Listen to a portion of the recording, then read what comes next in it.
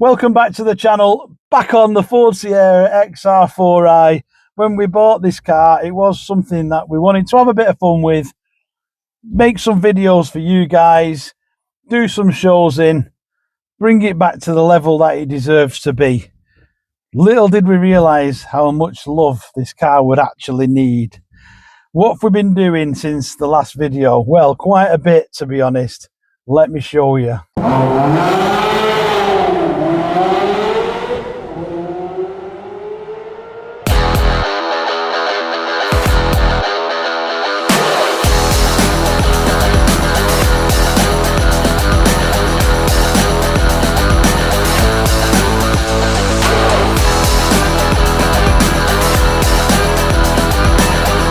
Where are we up to? What have we done? Now, we fixed the thermostat, which we all know about. Multiple videos on that. That's good as gold now. There's no water leaks. Happy days. There was, however, a little incident. We managed to get it to the show. And when we got to the show, some of you might remember on the previous video, old clever boy here, being belt and braces, a good boy scout, repaired this. Well, this... new clip on the pipe actually bit through the pipe and ripped the pipe, and then when we got to the show there was water spraying out, so even though we'd fixed it and everything was good, we had this massive water leak, so we had to drain the system at the show, make a temporary repair, find some water, fill it up, and then get us home. And then we, in turn, what that meant we did was another flush on the system. So we've got home, we've flushed that water out, and we've filled it up again with the deionized and the 50/50 silicate. And now, have a look at this. This is the water that's come out this time. Much better. Science! With Dan Ferrari Ford. This is the old scientist. He's stuck to the wall. Car wife says she's not doing science anymore. So, what we decided we were going to do was, once we've sorted our moustache, we've got, check this out. This is the water from the last time we took it out of the car, like we said, after the incident where it spewed itself at the show. Now, it's actually quite clear. You might not look it, but it is. What I've decided is, I've made this up as well. Got this old air filter, the one that I ordered for the XR4, that was wrong. They sent the wrong one. For some reason, every time you put an XR4i in, they think that this is the air filter, and it's not. Anyway, I can't bother sending it back. So I figured I'll pour this water through the air filter, catch all the crud. We'll examine what's left and see what it actually is that's coming out. Science. This is our very highly technical scientific equipment. What do you think? Like right, I've got an idea. I cut this, put this on here, and then same on here.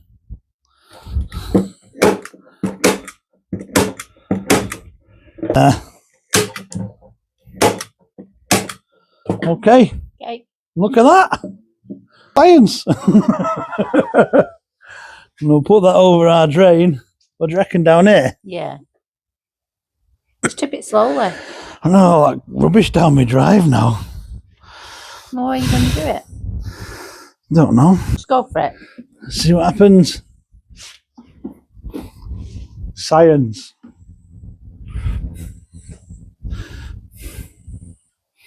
Will the water even go through an air filter? Soon find out, won't we? No. It might need to like wet it off a bit. Wet it off a bit. Don't know what's the word. So what we're learning now is that air filters don't let water through. Maybe put a hole in it so it can drain out. Oh, what can we get? That's rubbish. Clever though. Now we know. Said science was easy. Let's put some little holes in it. It's kind of pointless even using a filter now, isn't it?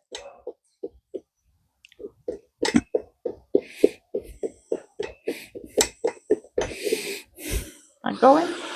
Okay. We have filtration. Oh, it's going down now. There you go. Yeah. Like No, how you got a bit of the pond in don't it. worry about the pond. That's just extra.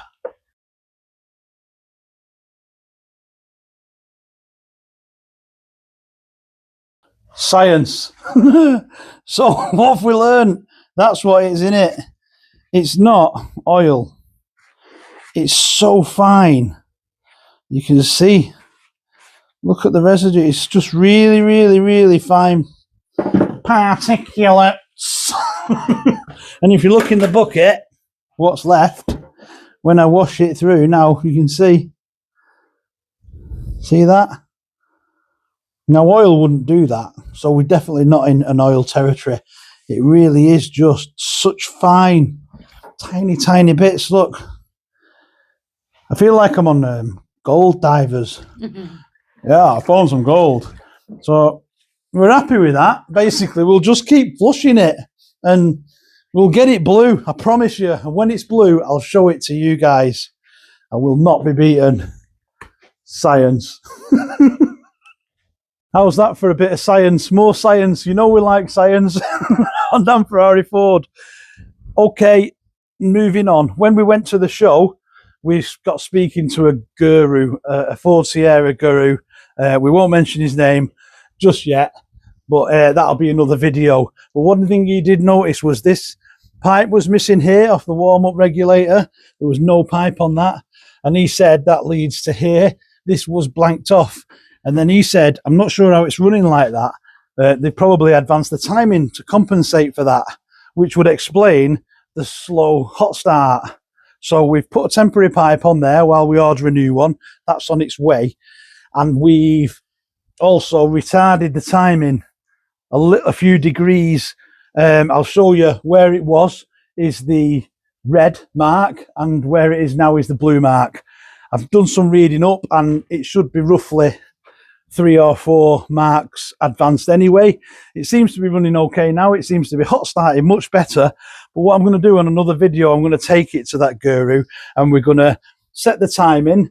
We're going to set the emissions, set the fuel going in. We're going to really sort of dial it in so it's running perfect, because it can make such a difference on all these engines, on these engines when it's dialed in by all accounts. Just Now, I told you not to judge me on the exhaust. And also, when we went to the same show where we had the water leak, the exhaust decided to blow a hole in itself. The one of the big silencers just blew a massive hole in it. Now, you could say that's because it's running hot, because the timing's advanced. Now, I'm not sure. It could just because it's a pile of old junk exhaust. Anyway, in some of the older videos, you'll see I've tried to repair it. I've tried to budge it. I don't really like doing that, but I just wanted to keep it going. I've had enough. I've ordered a new exhaust, full system, manifold to tailpipe, 3-inch outwardly rolled tailpipe, mild steel, because we want to keep costs down. We've not gone stainless. It runs the full system and including the manifold, so we can put that on it with no problems at all. Oil leaks. We think we've fixed them all. Underneath, we would suspect there was a bit of an oil leak from the sump gasket. Now, I've been round and tightened it up, and I'm hoping that'll fix it. It was a little bit loose, the bolts.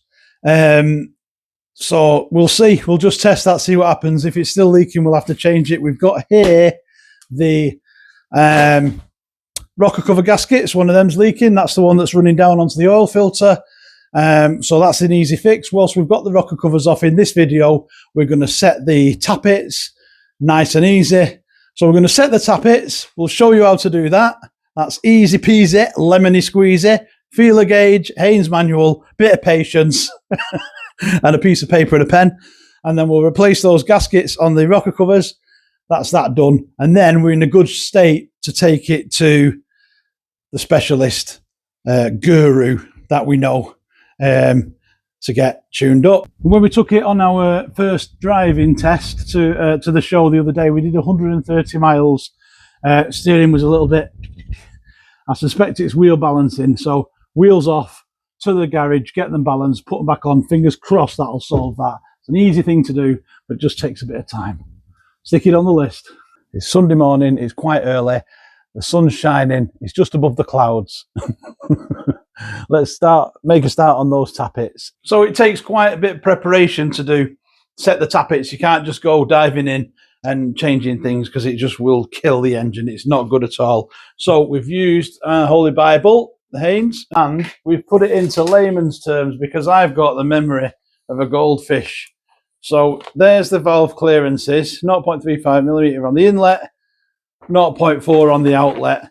There's the valves in the order of the engine. That's the cylinder, that's the in valve, and that's the out valve. And there's the measurements of the in and the measurements of the out. So I can work my way through that and tick it off as I go, and that'll help. And then to set them, you need to have cylinder 5 rocking in at the engine position where cylinder 5 is rocking, and then you can set cylinder number 1 and keep going there and thereafter. So that's what we're going to do. We've also got our feeler gauges ready, 0.35, 0.40. They feel quite close together then. I'm not sure. To make things easier, again, because I'm stupid, I'm going to mark each one with what it is, and then I don't get confused and have to keep looking back at my thing. So I'm going to write in and out.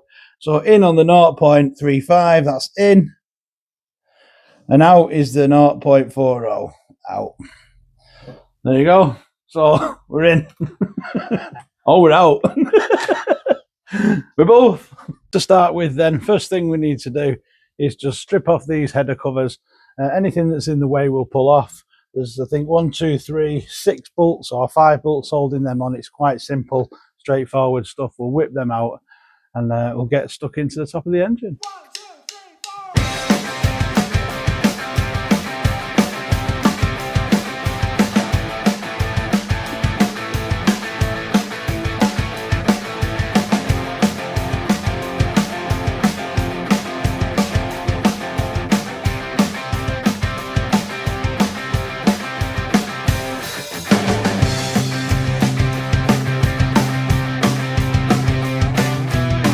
Took the cover off, that's where it's ripped.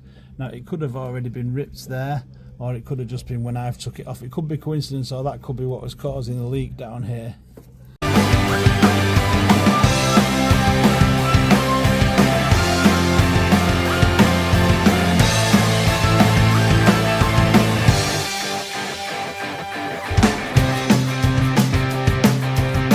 That's the rocker covers off now. You can see into the top of the engine. There's a lovely set of valves there, look. See, now our picture's starting to make sense, isn't it? 4, 5, 6, in, out, in, out. In, out, in, out, in, out. Easy peasy. We've also given the headers a bit of a clean while they're off, because, you know, it's just nice to do, isn't it? It looks better, and we're not building a show car, but you can see where the leaks are coming from if it's clean. You just clean a little bit as you go. It just makes such a difference. This pipe's got a crack in it. It's gone brittle, so we're going to measure the inside diameter of that, order a new pipe. It's cracked there as well. Difficult pipe to get on that. I'm pretty sure we could use a flexible pipe for that. We'll get that ordered. One of the bolts was a bit hard to get out of the rocker cover.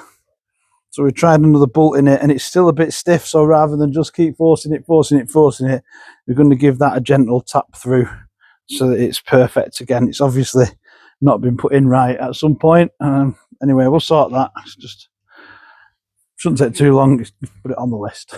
We're all set up now for setting the tappet. So the valve clearances, as they say, look, we've got our information here. It all seemed a bit odd before, but now it's starting to make sense, isn't it? So we've got the engine set to top dead center, and that means that we're, with this on the crank pulley, we can rock valve number 5, which is here, and then that puts valve number, cylinder number 1 into a, if you look down closely, you'll see now, both of them rockers are rocking a little bit. You can hear a little tapping. That's ready to set now. For belt and braces, I'm going to turn the engine over 360 degrees just to make sure I've got everything where it should be. Everything's reading what it is, and I am setting things in the right position. I think I've got the right position now. Pot luck, really, but I'm going to just run the engine round anyway. I've seen, you know, some American programs where they run the engine without them covers on. Does that not spew oil everywhere when you do that? Because that'd be nice to test it before you put them back on, wouldn't it? But I'm not going to do it because knowing my luck, it'll just, oh, it's oil everywhere. On this side of the engine now, cylinder number 5, we've got that rocking. When we turn the engine, them tops are just rocking like that. So that means that over on the other side, cylinder number 1 is now in a position where we can set the tappets. As you can see, you can feel the movement in them. There's nothing, no pressure on that, so that's not under any load. So now we can set the clearances. Now that's quite easy to do. So going back to our little drawing, we've got an in and an outlet. So the in is whatever it is, 0.35, and if we put that feeler gauge in there now, you can see that there is a fair bit of slack in it. So what we need, that just needs to have a little bit of, not tight, but a little bit of friction when you move it about. It can't be loose. And then the 0.40, which is your exhaust valve, is the next one along. So we'll feel that one. And again, it's not far out, but it is out a little bit, enough to make that little tap. And so all you do is, it's a bit of a random size really. It's 11 mil for some reason. It's almost like they put an odd size in so you can't mess about with it. 0.35 millimeter on the inlet, on our strange size bolt, moving it in and out. There's plenty of play in that now. So just give that, oh, there you go, a little turn now. And then put your, see, this is why you write it down, because I've already forgotten what I'm doing. So let's put that one away and just have the in. 0.35. Okay, a little bit more of it. It's quite stiff, that, you know. I'm going to turn it like whatever it is, 10 degrees at a time. Right, now I've got a tiny bit of friction on it. Do you know what? I'd say I've got enough friction on that. Look, actually struggling to get it in. So what we'll do is we'll turn it back a tiny bit. Just a tiny bit there. Yeah. Okay, that's friction. Happy with that. Really happy with that. Still see you got, when that's in, can't move it. Well, that's yeah, that's good. Next up, the exhaust valve, the outlet. We've got that set. We've got our feeler gauge at 0.40. That's this one. So we're having a little feel on that, and it's not too bad actually. There is a little bit of friction there, but not a lot. So I'm just going to give that a tiny turn. I already gave it a little turn before, to be honest. Fractions, we're talking fractions. Yep, still loose. So time it again. Another sort of 3 degrees at a time, maybe. You know, and then you know if you've gone too far because you can't get it in. So that's fairly good, I think. I would say that's got a nice bit of friction in it, that. So that's it really. We just continue that now through all the 6 cylinders, and hopefully it'll sound much better when it's done. Let's get stuck in. Take your time with it and just get it right. You know, you can really spend some time on it. It's better just to do it once in it. So next up, we need to turn the engine clockwise and get cylinder number 3, which is down here, that one, rocking. And in turn, we can set cylinder number 4, which is this one. And that should, I think, be the next one along. Cylinder number 3 is now rocking. We can do it rocking backwards and forwards on the engine. And then that means we're saying what we're saying, 4. So let's come round here now, have a look, show you number 4. And sometimes you can tell the culprit straight away. Listen. You can hear that. That's a lot of play in them. So we'll put the feeler gauges in and set them. Let's put this feeler gauge in now and see how far out it is. That's in the out, which is that one. Yeah, it's I suppose. It's probably out by, don't know, a bit. Oh, it's boiling. So hot today. Maybe I'll take this hoodie off. Hoodies. You could buy a hoodie if you wanted. I'll sell you one. Good price. Nah, we're not that good yet, are we? We're not big enough. Channel's not big enough yet. So that's the valve clearances done. Lovely. Really happy with how they set now. You can feel as you go, you'll set one and you'll get to one and it'll be like, oh, it only needs a tiny bit of adjustment. Then you get to the next one and it'll need a little bit more, and you'll spot that there might only be 2 or 3 that are a bit unadjusted, and that's what gives you your tapping. So hopefully when we start that now, it'll be a little bit quieter. So really happy with that. So we've just got to tidy that thread up now that we found with the stiff bolt, so we don't have any problems with that, and then we'll put it all back together. I'll try and find a new bit of hose for that bit that's cracked and start it up. I'd also just like to make a point of saying that somebody has done a lot of work on this car before I bought it. There has been a lot of love gone into it, a lot of investment. It is in really good condition. The underside is great. It's all painted. It has had work. You know, it's not hiding anything. It's not rubbish, snotty work. It's good work, you know, and it's finished well. I've had a good look and there's just nothing to complain about. So all these little things that I'm fixing, I'm just doing them finishing touches. Whoever had the car before me has done a really good job, and you should be proud of it. If you're watching this, then be proud of what you've done, because it is really good. All I'm doing now is taking it to that next level, doing the finishing bits and bobs. That's all. And it's dead easy for me to do that because all the hard work's been done. So I can spend all my time. I can spend an afternoon setting tappets and valve clearances because I don't have to spend all afternoon welding and in and arching like the old loaner did, you know. So, yeah. Big thanks to you if you're watching. Well done. I hope you're proud and I hope you're happy with what we're doing. We're going to keep going. There's lots more to do. Like I say, all the leaks want to be gone. Everything like that. We want it to be running tight, and then we're going to give it some driving, get it to some shows, get it out there, and maybe we'll see you at a show sometime. We've also got a meeting set up with a chap who does interiors, and he does interiors on aeroplanes, private jets. So have a think about what's going on there. Watch this space. Driver's side rocker cover off. There's a little breather that goes to the plenum. We've struggled to get it off, to be honest. What I didn't realise is it just pops out nice and easy. But now I know, because I've learned that. But unfortunately, it's all brittle and it's cracked. So we're going to have to find a new one of them. They're the original Ford clips. In the meantime, we'll use a temporary fix that I just happen to have lying around. And that'll do for now. But, you know, if anyone knows where I can get hold of one of these, a Ford one, I'd be very grateful. To be honest, I think the hoses on this car have degraded, and potential for a full hose upgrade. What do you think, car wife? You promised one last week, actually. I know. I can't find anywhere that does them. If you know anywhere that does a full silicone hose kit, breather hoses and coolant hoses for the XR4I, drop a comment please, because I'd be interested to know, because the places I've been and looked at, the usual suspects, Ruse and Samco, etc., don't have the kits listed unless I ring them up, maybe, and then they'll say, yeah, no problem, we'll make you one. 10 million quid. New gasket. It's got little jobbies on them. What jobbies? Little jobbies, and little jobbies go in the holes. And it only goes one way, so you've got to hold it on first and make sure you got it right.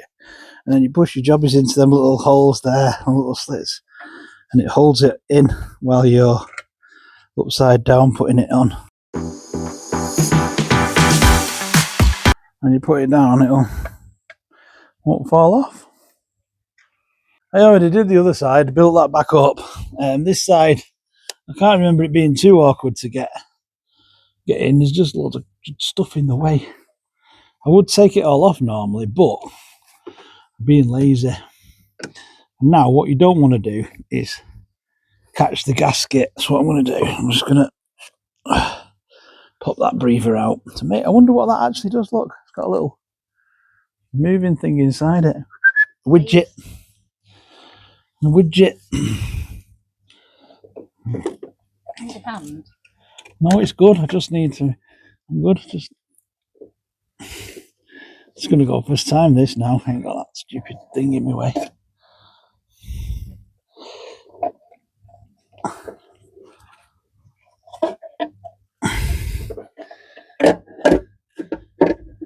Ta-da!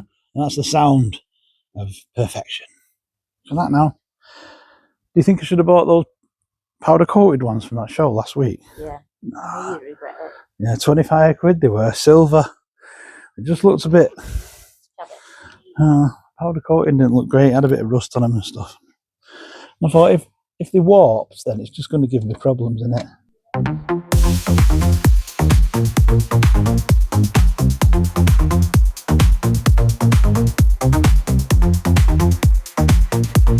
Temporary fix, but it's a lovely colour. Matches the car. Well, that goes in there. Hang on a minute, I moved that before, I'm sure I did when I was doing something. Or did I? Or was it that one I moved? That one could do being underneath there, really, wouldn't it be nicer? Right, so that goes in there anyway. Like that. Nice and tidy. And then that bit pops onto the plenum, and as you can see, it's creased now, look. See it? It's just no good. It's not going to let any breath through. As if by magic, found her one with a bend in it already. Just needs a little bit of love.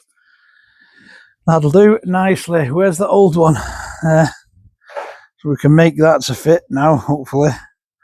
I'll cut it a bit longer this time.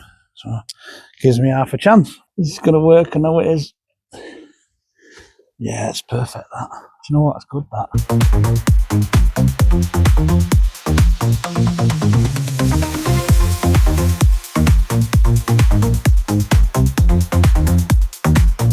Valve clearance is done. Hopefully. Right, testing time. So one or two things are going to happen now. This is either going to be the best sounding Sierra in town, or it's going to explode. Either way, it'll make a good video. Alright, let's see how it goes. So you'll have to excuse the cold start, because it does like to rev quite high.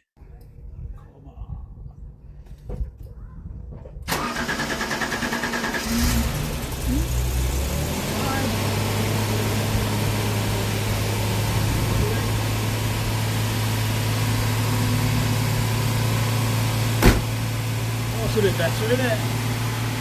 You hear that now? Listen, just listen. Success. Different car now. Completely different. What a difference that made. Such a simple thing, such a big difference. And with the soundproofing on, it's even quieter. Lovely. Well done. Great work. Really pleased with that, really pleased. It's so much better, that, so much better. One of the other things that we were suffering with was hot starting, so let's see, hopefully that should help improve the hot start as well. Like I say, we've still got to go and see our guru, and we're going to proper dial in the timing and the fuel and everything. But for now, let's see if we get a hot start with those improvements. What can I say? Brilliant. Well, thanks for watching. Don't forget, if you like what you see, please like, please subscribe. I'll see you in the next video. Adios.